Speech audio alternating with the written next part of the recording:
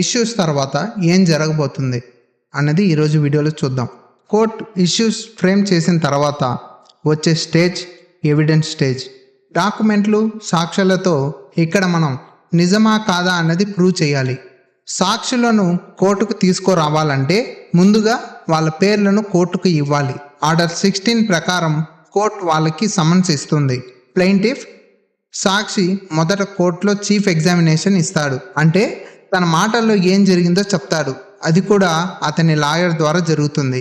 తర్వాత defendant lawyer cross examination చేస్తారు. అనుమానాలను ఎత్తి చూపుతాడు. అప్పుడు ప్లెయింటిఫ్ లాయర్ రీ ఎగ్జామినేషన్ చేయవచ్చు. వచ్చే విచారణకి ఆలస్యం కావాల్సిన అవసరం ఉంటే కోర్ట్ అడ్జర్న్మెంట్ ఇస్తుంది. ఇది ఆర్డర్ 17 ప్రకారంగా జరుగుతుంది. కానీ కోర్టు తప్పు వల్ల కాదు, కొన్ని అనుకోని కారణాల వల్ల మాత్రమే ఇస్తారు. సాక్షుల పరీక్ష పూర్తయిన తర్వాత కోర్టు వాదనలను వింటుంది. అదే స్టేజ్ ఫైనల్ ఆర్గ్యుమెంట్స్. దానికి ముందు ఎవిడెన్స్ స్టేజ్ పూర్తిగా నిర్వహించాలి. ఈ స్టేజ్లో ముఖ్యమైన సిపిసి ఆర్డర్లు order 16 witnesses, order 17 adjournments, order 18 hearing of the suit, examination process. ఇవే ఎవిడెన్స్ స్టేజ్లో జరిగే ముఖ్యమైన చర్యలు. నెక్స్ట్ ఎపిసోడ్లో మనం చూస్తాం final arguments, judgement and degree.